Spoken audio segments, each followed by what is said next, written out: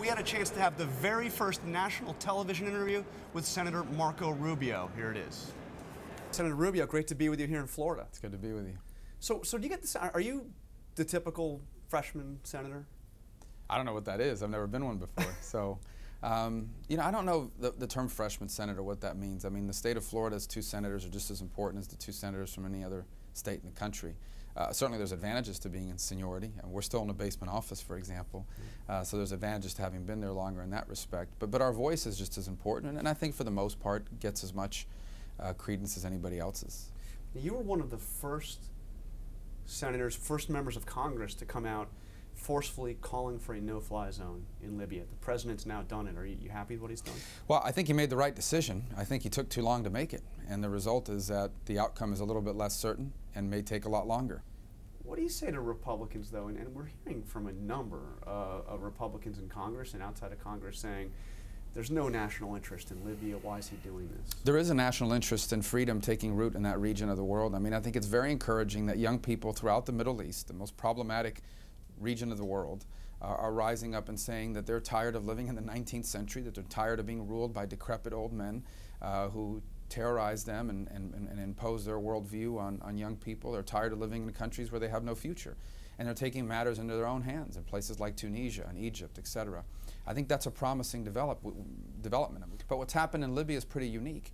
Muammar Gaddafi is seeing this, and he's saying, I'm not going the way of these other guys, and so he is willing to murder civilians. He's willing to use his armed forces and paid mercenaries to come into his country and murder civilians. And if he gets away with it, not only will that discourage young people in the rest of the region from standing up to their rights and their leaders, but more importantly, it will establish a blueprint that others are going to use to crush rebellion in their own countries. But don't we see that with others? I mean, Mugabe's killed his people. Of course, we've seen what the government of Sudan has done, and you know, there's no military intervention in either one of those places. And we can name many others. Sure. I mean, the United States can't militarily engage in every rebellion in the world, but I think in the Middle East we're living in a unique moment. This is a threshold moment in the history of that region. It's the first time in a long time that the young people of that country are saying, you know, there's a different world out there, and we'd like to be a part of that world. We don't want to live in these backward nations with backward economies. We want a future for ourselves. And that's what young people throughout the Middle East and in that region are saying, and they're standing up for themselves. And I think it's a positive development. It's something we should encourage. Do you think President Obama is a one-term president? Well, it's up to the voters. I certainly. What's your sense? What's your read on it? Well, my sense is I hope he doesn't get reelected, and the reason why is because I think his policies are ultimately bad for America's economy and for America's future. The fact of the matter is that I think his policies have been misguided, and so I hope he loses his elections, not because he's a Democrat, but because his policies are bad for America. But in the interim, we have to govern this country. We have to make important decisions, and I would hope this president would lead on these issues. And quite frankly, one of the reasons why I think he may not get reelected is because he's refused to engage in the major issues of his time. This issue of the lack of job creation and this debt that hangs over our head, and more importantly over our children's head, is the central issue of our time. And our president is absent on that debate. And you know, I think he'll pay an electoral price for that if he doesn't engage, and our country will pay a terrible price for that. So much of the anger at President Obama from the right, I mean, there's a slice of it that focuses on things like whether or not he's truly an American citizen, his religion. What do you make of that? That's a waste of time. I don't make anything of it. That's not the issues facing our country. Our country's not in trouble because of those things, which I don't believe to be true. I mean, so you have no doubt that he is born in the United States, that he's a Christian, as he says. Absolutely. I don't even think about those things. If he says he's a Christian, he's a Christian. Yeah. And I do believe he was born in the United States, and I don't think any of those things are the reason why America's in trouble. America's in trouble because its government spends more money than it takes in. And it better do something about it now, or we're all going to pay a terrible price. We're going to lose the essence of the greatest nation that's ever existed. People refer to you sometimes as Vice President Rubio.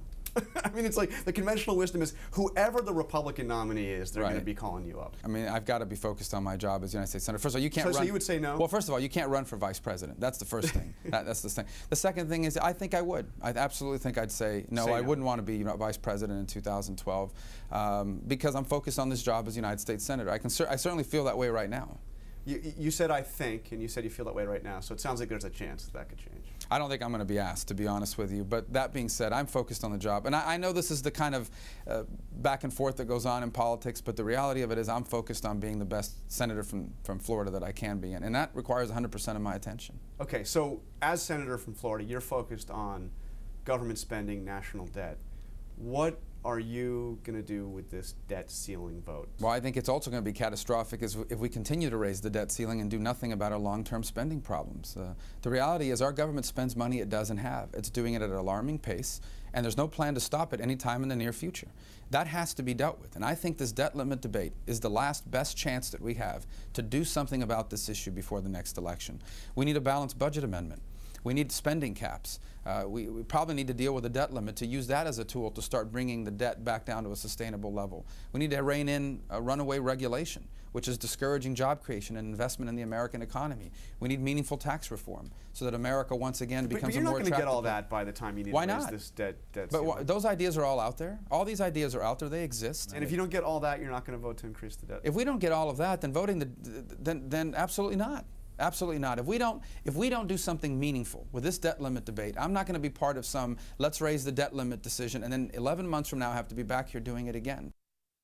That is Senator Marco Rubio of Florida, stepping onto the national stage, taking on both the birthers in his party as well as some of his own establishment, talking about the debt ceiling. They're not going to like that vote. And I found that exchange really among the most interesting, that he, on the question of Obama's birth status and his religion, doesn't buy into any of that other stuff and has an answer to the question, unlike many of his Republican colleagues. He doesn't have as clear an answer on the whole 2012 thing. All right, he's not going to run for president. He says he's not going to be the vice president in 2012. I think Joe Biden can breathe a little bit easier. Job isn't open until 2013. Not that he's parsed that answer yet. No, not at all. Not that he'll get asked it. It won't get asked it. We'll get him back here on Top Line. All right. Twitter.com/Rick Klein. Twitter.com/John Karl. Keep us on the road. We're liking this. All right, good.